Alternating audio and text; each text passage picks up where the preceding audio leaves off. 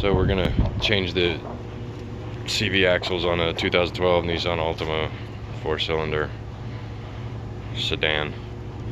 The CV axles that are on there are trashed. The boots are trashed. The interior boots got tore up on them from lowering the car, so you know, whatever. These are the new ones. It's passenger side, driver's side. These are the Duralast Gold. It was about 75 bucks for this one, about 90 for the passenger side, just because it's got the shaft on it. So I'm going to pull the old ones off and put these ones on. You got, one of these is a 32 millimeter nut, the other one's a 34. So you have to get sockets if you don't already have them. And then cotter pins, of course, to go through the end of them just to be safe. So what we did already is put the car up on jacks, and we're going to go ahead and pull this center nut right here, pull the cotter pin, take the nut off. You're going to have to pull those two bolts so that the whole assembly will move forward, so you can get a hold of the shaft to pull the shaft out. Well, I'll show you that, but just kind of see why we're replacing them. You know, that boot's torn up. Does no good. All the grease comes out of there. You start getting a wobbling or a shaking when you're accelerating. So we're gonna go ahead and replace those. Alright, working on the driver's side. You have to take out a small cotter pin. Here. Goes through the spindle right there, just to keep your nut from falling off if it starts to back off and gets loose. So in order to take this off with the car's already up in the air, you put the thing on the socket on there, and the whole thing is just going to spin. So what I did, if you don't have somebody with you that can get in there and push on the brakes, is you just put a stick or something in there and move the seat forward till it pushes the brakes down, so that the thing doesn't spin. You don't want the rotor to spin, because if it does, the whole shaft is spinning and you won't be able to get this bolt off, or this nut off. So it's a 32 millimeter nut on the driver's side, so that's off, and that's where it goes through. You see the spindle gear and all that. So next, what I did is I supported the whole thing with the jack and took out these two bolts here. You got, what was this, 21, it's 13/16 on this end, and I think it's a 21 mil nut on the other end, and there's two of them, one above and one below. So I already got the bottom one taken out right there. So now we're gonna pull out the top one. When you do, this whole thing is gonna start just kind of flopping around. So I'm gonna go ahead and take that one out, and you'll be able to pull this off. Should be able to pull this off. It might just go ahead and pull the half shaft right out of the transmission, but we'll see. Okay, got the hub assembly off. So it's gonna, the shaft's not gonna want to come out of there too easy. So once you take these top two bolts out and the whole hub starts coming forward, you could put like a screwdriver or something right there in the middle of that, tap it with a hammer, and tap it and let the hub keep coming forward until it completely slips off of this spine, or the spline. Now what's going to happen is it's not going to fall far enough forward for you to pull this out of the back of the hub assembly. So what I ended up doing was took the bolt that clamps the hub assembly to the lower ball joint, took that off, and then lift the entire hub assembly up off of there, bring it over and set it down, because this will come right out. But you want to make sure you support it. It's just a little easier than taking this tie rod end off for the steering component, unless you got a pickle fork or something to pop that tie rod end loose. It's not going to want to come out of there. So this is just a little bit easier way to do it than having to remove that tie rod end. However, you're still attached there, so make sure you support the whole thing, because you don't want to let that weight against that tie rod end. It'll just bend it up, and then you'll have more problems to fix. So we got the spindle out of the hub assembly. So now what we need to do is get it pulled up out of the engine. So that's the next thing we're gonna, or out of the transmission, we're gonna work on that, pulling that out. So it came right out. All you gotta do is just grab a hold of it real good, push it all the way, and then give it a good jerk, and it'll pop that thing right out. So you see it came out, but it's fluid's coming out because of course there's nothing in there to stop it now. So make sure you got a drain pan to catch that. I'm gonna go ahead and stick the new one in. All right, new one's in. What you're gonna do is just take the spline end, the end that looks like that, feed it back through the hole in the transmission where the old one came out, and it's gonna get tough. It's not gonna want to push in there. But just leave it lined up. The splines should line up on their own. You shouldn't have to mess with that too much. What's making it tough is this ring right here, because you got to push that ring past, so it's not going to want to go in. So once you get the very tip in there like that, you can pull back on the axle just a little bit, because it'll separate here in the CV joint. Is what it's supposed to do. It's not going to separate very far. It's only going to give you maybe a ½ inch or so. Holding this end with one hand, holding that inside of the transmission, pull back with your other hand, and then give it a bump. If it doesn't go in, try it again. Keep bumping it and bumping it and bump it until you'll feel it. It'll slide right on in, and you'll know you're all the way in where you should be when the fluid stops leaking out of there. Let me turn on the light here for you. Figure out how to do this. There we go. When the fluid stops leaking out, you'll know you're all the way in as far as you're supposed to be. So axle's in. Right here is your new axle nut, and we're gonna go ahead and put the hub back on, drop it into place. So what you're gonna need to do is, when you pick the hub up, I only have one hand, so one hand free, so I'm gonna have to do this off camera. You're gonna pick the hub up, bring it over, set it down where it's gonna go into your lower ball joint. But what you need to do is make sure that you feed the CV axle tip into the hole here where the splines go. Once that's fed in there like that, don't try to shove it onto the spline yet. Go ahead and put your hub down back onto the ball joint, and there we go. Once it's down onto the ball joint, you can go ahead and put that bolt back through it to kind of give it some stability, and then you're going to start trying to work the spline back into the hub. But I'm going to go ahead and put it on the ball joint, and then we'll go from there. I'll show you the rest of it. Alright, so I know I told you I was going to show you how it feeds into the spline right there, but it did it on its own. Shouldn't take too much finessing.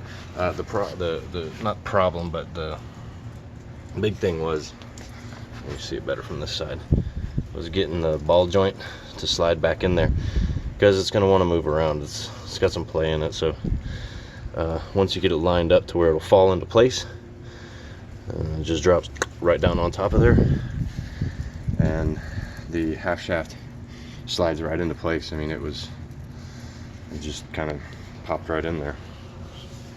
It's great. So there's the new half shaft in and installed.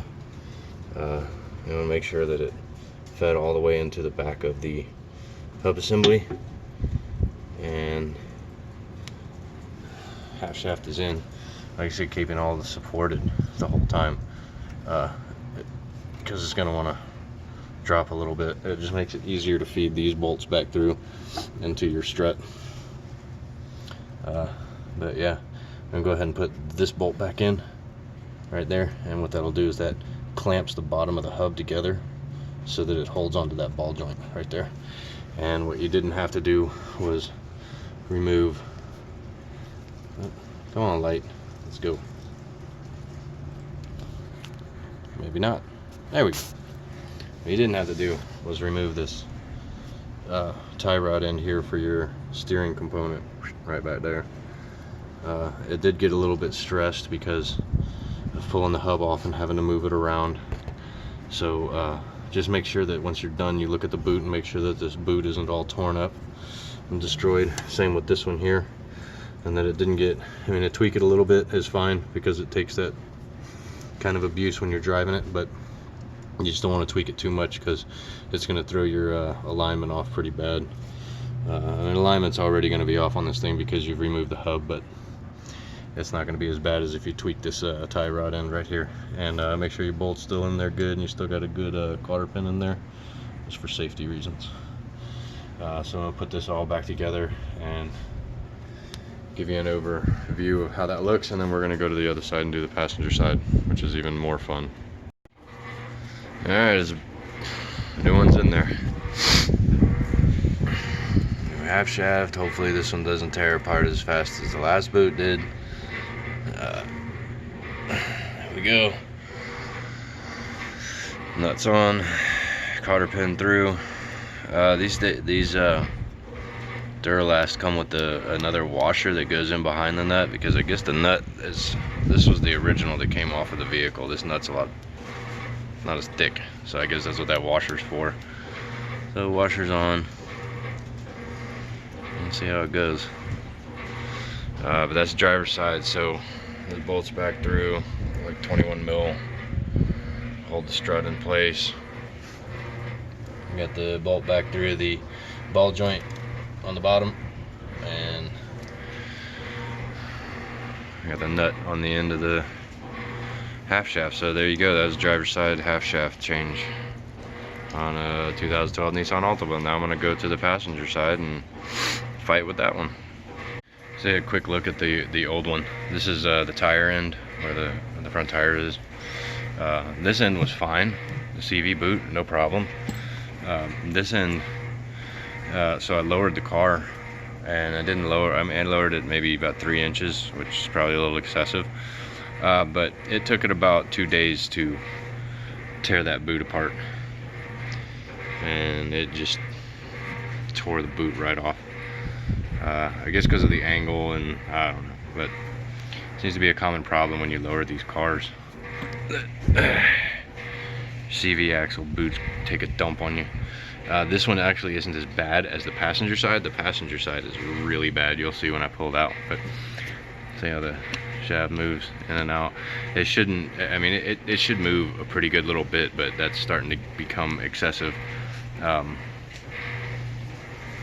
Just not protected. When that boot goes, you start getting dirt, sand inside of there. It starts to lose its ability to move freely. It'll start wobbling. It gets the joint gets loose, and you can end up like I drove on this for quite a while, probably longer than I should have. The real problem is you'll start doing damage to your transmission, and with these Nissans with the CVT transmission, the last thing you want to do is introduce any more kind of vibrations or wobble or anything like that, because those transmissions are really kind of finicky. So if you got that going on, you might want to just swallow it, buy the, you know, spend the money, buy the half shaft and replace it, and then don't lower your car so damn far. Alright, we're on to the passenger side. I already moved the cotter pin, pulled that joker out. Too easy. It breaks down the same way. You're going to take these 2 bolts out of your strut. That way you can move this joker around a little bit. Then you're going to pull this bolt out of here. Right there. That bolt. To release it from the lower ball joint. So you can pick it up and take that bolt off. Alright, here's the passenger side, and now you can see that's the real reason that I'm doing this. That boot is trashed. That thing is just destroyed, and you know, it's been like that for a little while, so it's gonna do damage to the transmission like that. So best thing to do is just bite the bullet, change the damn thing out. Now this one's gonna be a little more intense because, as you can see, kind of way back there, that's the rest of the shaft where it goes into the transmission. So this is a lot longer one. So you have this stabilizer right there that has to be, those 2 bolts got to be taken out of it so you can pull the whole thing out. So it's a little more intense doing passenger side than driver side, but whatever, we're gonna do it up, do it live. I know I told you that this was a 34 millimeter bolt, but it's not. It is a 32 millimeter bolt as well, just like the driver side. And on the new half shafts, same thing, 32 mil bolt. So that's all you need is a 32 mil socket. You don't need a 34, just a 32.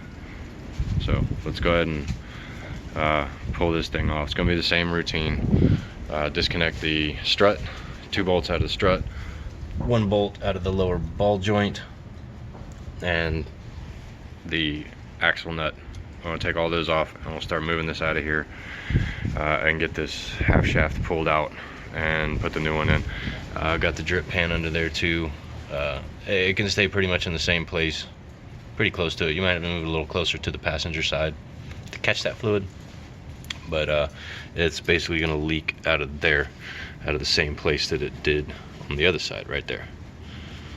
So let's get it. Okay, we got that retainer or whatever the hell that thing is off. Let's see if I can get my finger up in there, right there. It went around right there and right there. So those are 1/2 inch, well, 13 mil bolts. Put a 1/2 inch on it and it gave me shit, so I used a 13 mil. Pulled out those 2 bad boys right there, and there's the collar. And so when it goes back on, it's just gonna, let's see, where is it? Right there. It's just gonna go like that right on it and bolt it right back in. It wasn't a real struggle to get those out. I mean, just getting back there, you're gonna need, like, let's see, what the hell did I use? Here it is. I used that extension right there. It's a 12 inch and like a 2 inch extension. And so what I did is I was able to, for the bottom one, I went under the sway bar end, like through here to the bottom one, and was able to get that one off. And like I said, it's not like super tight, so it's not, you're not gonna break your hand trying to get it off. For the other one, I went in right here, and see if I can get a good shot of it. So right there, right back to the upper bolt. And again, it wasn't super hard to get off. Once those 2 bolts come out,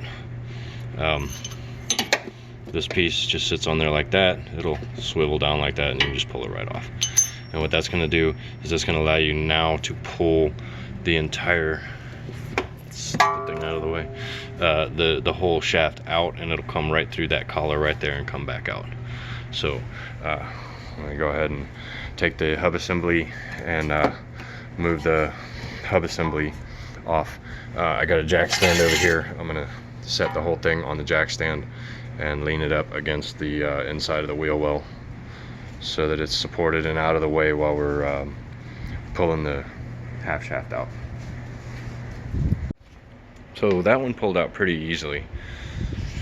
You do want to make sure that you have a drip pan ready to go, because as soon as the hub started coming forward, that bad boy pulled right out of there, and it'll leak a little bit. It didn't leak a whole lot because I got the car up in the air like this, so most of the transmission fluids run to the back of the transmission anyway, but it's still going to leak a little bit.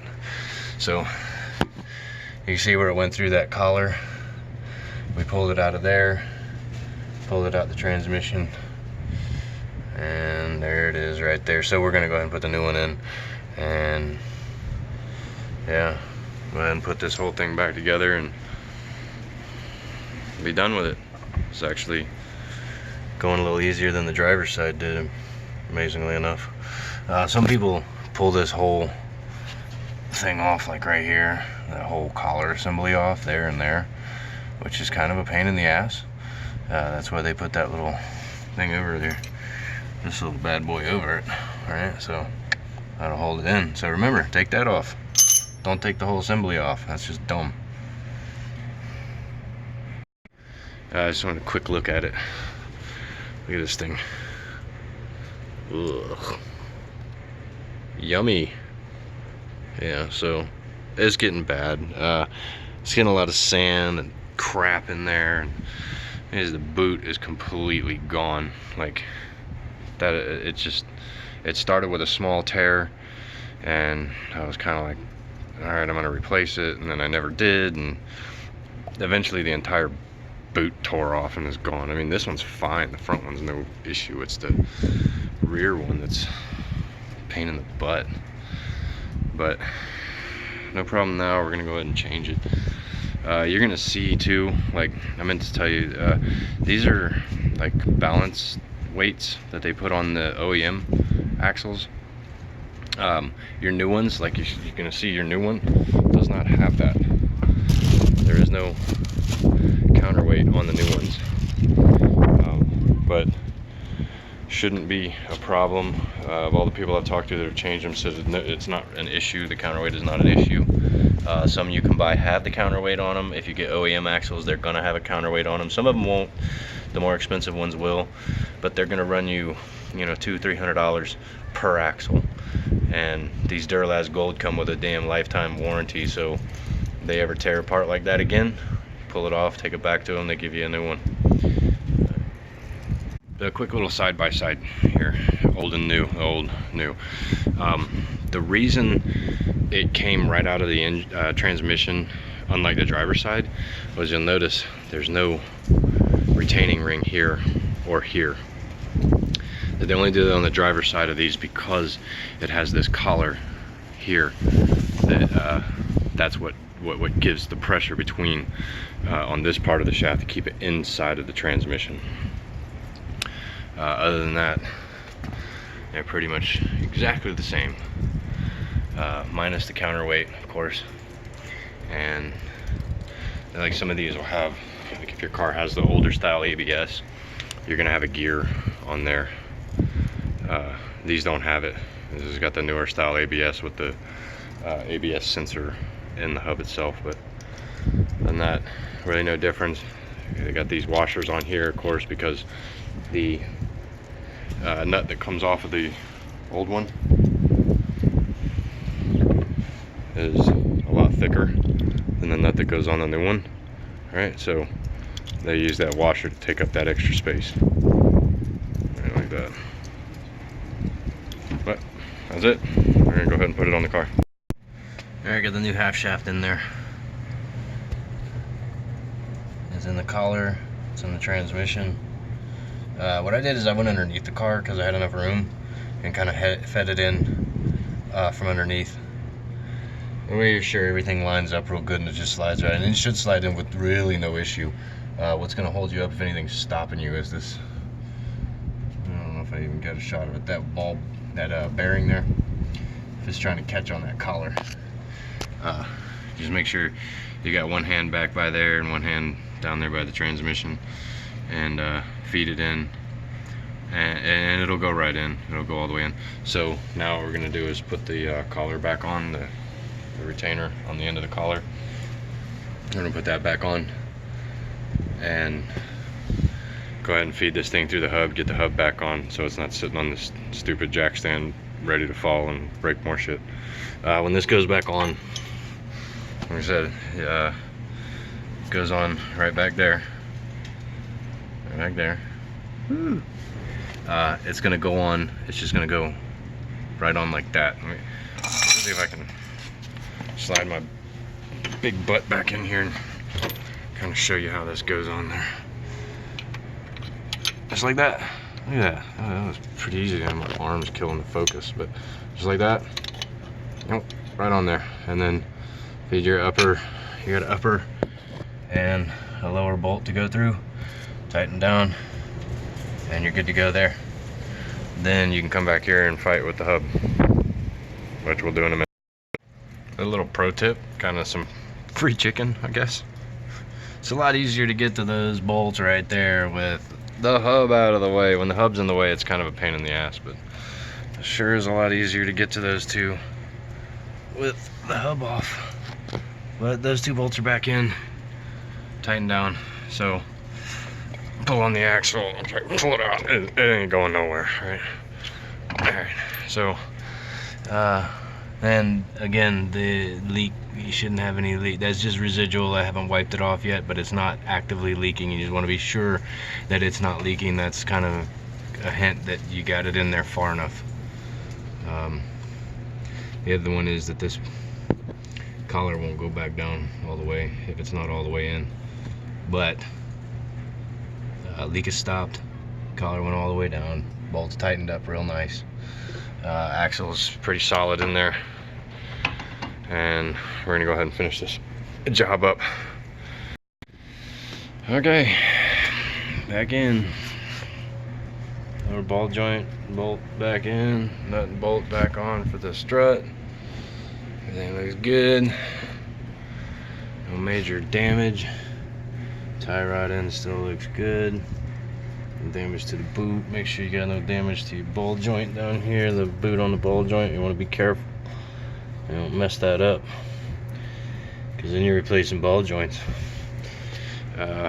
We got the half shaft nut and the washer back on, cotter pin back through, and that's pretty much it. I took that dumb piece of plastic off, which right there.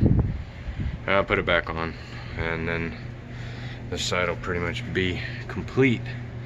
So then it's just a matter of putting the car back on the ground and driving it around, see if